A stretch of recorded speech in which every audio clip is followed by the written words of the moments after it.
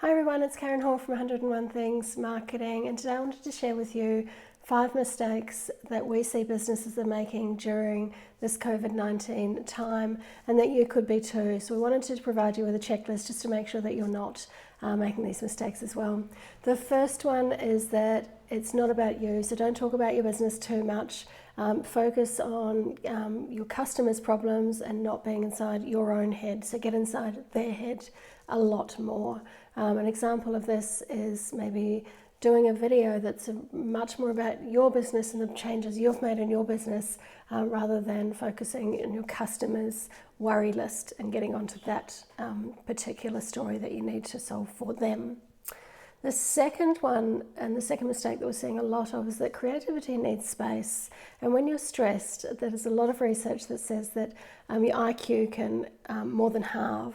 So imagine not being able to be as creative as you need to be to talk to and to problem solve for your client's new worry list when you're really, really stressed. We had this come to the fore for us this week when a client rang us, and they'd actually been doing some Facebook marketing with another company, and they just weren't sure, they didn't trust the company and they weren't sure what was happening. But at the same time, I could tell she was really, really, really stressed.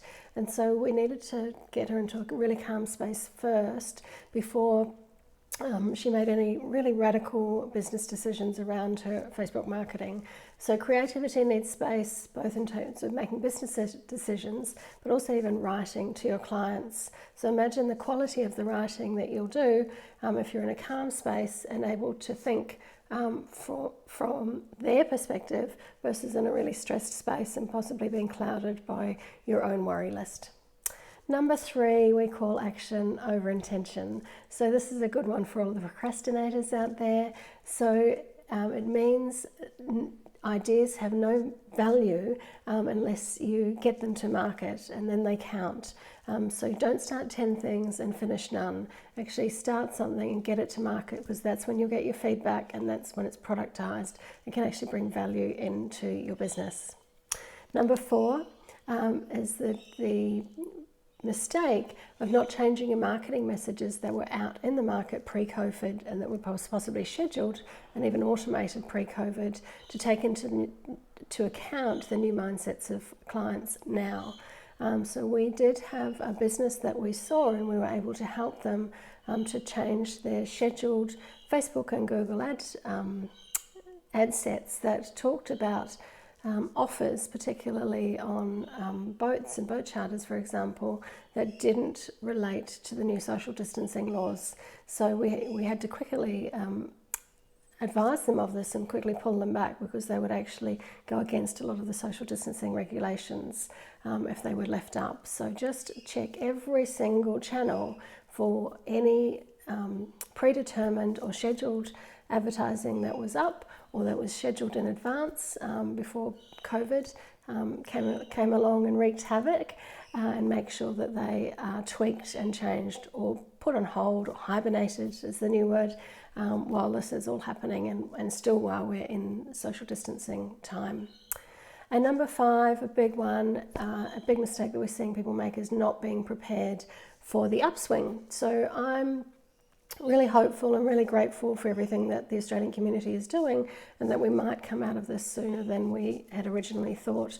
And if we do, the 2 questions I would ask is, what do you have ready for the upswing in terms of marketing, communications and marketing campaigns? And 2, what is relevant for that upswing as well? So when we do get back and social distancing is possibly relaxed, one step at a time, how can you step change with that relaxation, and that's relevant with that relaxing of those regulations as well. Just a little kind of bonus thought, I guess, in terms of givers gain. As a business community, I wonder, we're all seeing businesses that are doing it really tough, and as a business community, what can we do to help them as well, whether that be introductions and making connections for businesses that are doing it really tough. I think we all have a lot of value to give, and how can we help those businesses that have done it possibly tougher than others. I look around my own small neighbourhood, and there are businesses, retail businesses that have had to shut shut their doors for more than 3 months. There are construction businesses, my other neighbour, who's gone into hibernation completely. So what can I do as a business owner to help them come out of this possibly better or faster or in better shape than they would have if they don't have that support and that help. So I hope that does give a little bit of guidance and advice if you're not sure if you are making some of those mistakes. If you do want some free advice, and there's no obligation to go on any further, please do give me a call. That might be around pivoting a message or a product or service, or just some inspiration from even outside of your industry. That can also be a really good help sometimes. We have seen so many businesses do some incredibly creative things to help pivot their business and come up with brand new product lines in effect, and we can share those with you, and we're very, very grateful to have seen those and share them as well. Hope that helps. Give me a call if you need anything else. Thank you.